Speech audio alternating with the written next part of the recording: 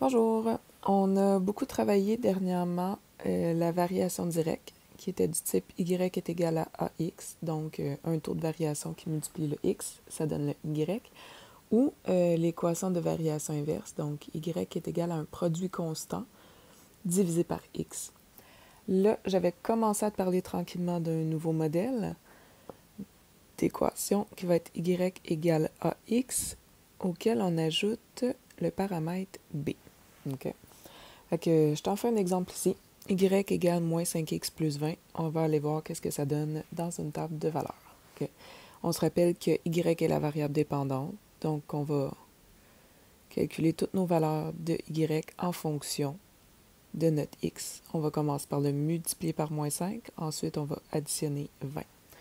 Donc, j'ai commencé la table de valeurs avec un x de 0. OK? Puis, on va aller trouver la valeur ici manquante en y. Fait que je vais écrire mon équation. Y égale moins 5x plus 20. Je vais remplacer le x par 0. Ça fait y est égal à moins 5 fois 0 plus 20. Moins 5 fois 0 me donne 0. Oups. Moins 5 fois 0 me donne 0. Puis 0 plus 20 me donne 20. Donc avant, ta situation de variation directe, ça passait toujours par 0, 0. Maintenant, ça va passer par 0, b. Ici, ça me donne 20. Okay. Fait que si j'avais eu y est égal à 4x plus 10, bien dans ta table de valeurs, quand le x vaut 0, tu aurais fait 4 fois 0, 0, plus 10, 10. Tu as toujours le point 0b ici. Ensuite, si tu as un x de 1, on va aller calculer notre y pour ce x-là, que je vais enlever, c'est ici. Donc, y égale moins 5x plus 20, c'est mon équation. Je remplace x par 1. Moins 5 fois 1, ça donne moins 5. Moins 5 plus, oups, il me manque un petit 0. Moins 5 plus 20 me donne 15. Alors, je vais aller écrire que ma valeur ici est 15. Là, ça a plus un lien avec le taux de variation. Le taux de variation ici veut nous dire, donc delta y divisé par delta x. Donc, si j'ai moins 5, c'est comme moins 5 sur 1. Ça veut dire que quand je me déplace en x de 1, ça veut dire que je descends en y de moins 5. Donc, ça fonctionne avec le calcul. Allons voir si ça fonctionne encore. Pour un x de 2, je vais écrire mon équation. Oups. Y est égal à moins 5x plus 20. Je vais remplacer le x par 2. Ça me donne moins 5 fois 2, moins 10. Donc, moins 10 plus 20 me donne 10. Je vais aller écrire ma valeur là, puis je vais vérifier si mes bons fonctionnent. Donc, quand en x, je me déplace de 1, en y, je me déplace de moins 5. Ça fonctionne. Donc, ici, au lieu de faire tous mes calculs, je pourrais juste me dire que vu que le taux de variation est de moins 5, si j'augmente de 1, je descends de 5, je suis rendu à 5. Si j'augmente de 1, je réduis de 5. Donc, je suis rendu à 0. Ici, attention, j'ai plus un bond de delta x de plus 1. C'est comme si j'avais eu une table de valeurs là, pour laquelle il manque le 5, 6, 7, 8, 9, 10, 11, 12, 13, 14, 15, 16, 17, 18, 19, 20, 21. Fait qu'il me manque plein de petits bonds de moins 5. Okay? Donc là, ça vaudrait la peine d'aller reprendre notre équation et d'aller calculer ici qu'on a notre y, donc f de x, qui est égal à moins 5x plus 20. On veut un x de 21. Je le remplace aux deux endroits. Moins 5x, oups, moins 5 fois 21 plus 20. Fait que moins 5 fois 21. Oups, je pense pas. Fait que ça donne moins 105 plus 20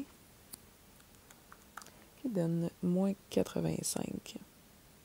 Et donc, ta fonction, quand le x vaut 21, c'est ça que ça veut dire le f de 21, vaut moins 85.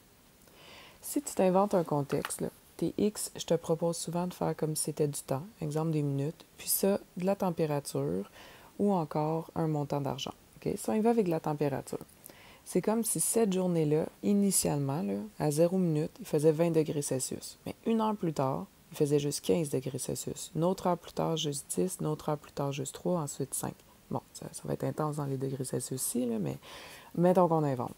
Donc, quand tu as y égale moins 5x plus 20, tu as beaucoup d'informations juste avec l'équation. Tu sais que tu as un taux de variation négatif, donc quelque chose de décroissant, de moins 5 à chaque fois que tu as un déplacement en x de 1, puis en plus que initialement, bien, c'était à 20.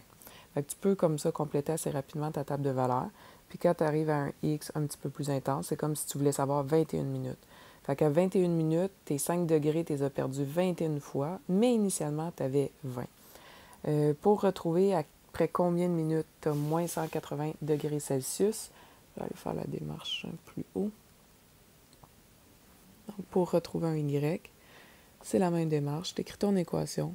F de x est égal à moins 5x plus 20. Sauf que là, tu sais c'est quoi la température, tu sais c'est quoi la valeur de la fonction, c'est moins 180. Et tu cherches la valeur de la variable indépendante pour arriver à moins 180. Fait que tu fais la méthode de la balance, plus 20 de chaque côté. Ça va te faire moins 160.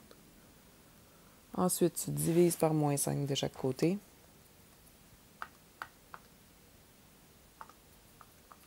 Ça te donne 32. Ça veut dire qu'après 32 minutes, tu aurais moins 180 degrés. Si tu vas dans Desmos et que tu écris cette équation-là, tu vas avoir une droite oblique qui ne passe pas par l'origine. Elle va passer par 20 à ton ordonnée à l'origine. Donc, mettons que je fais le graphique comme ça. Dans Desmos, ça devrait commencer sur l'axe des ordonnées à 20. Donc, ça, c'est 20. Ensuite, à chaque minute, à chaque fois que tu as un bond de 1, ça devrait descendre de 5. Là, tu serais rendu à 15, ça descend une minute plus tard, mettons, ça descend de 5 degrés Celsius, une minute plus tard 5 degrés Celsius, une minute plus tard 5 degrés Celsius. Ça devrait être une droite qui ressemble à ça. Okay, ça, c'est ton axe des X, ça, c'est ton axe des Y. Si tu veux de quoi de plus joli, ici, ça devrait être après 4 minutes, il ne reste plus rien. Tu vas dans Desmos. Donc, y égale moins 5x plus 20.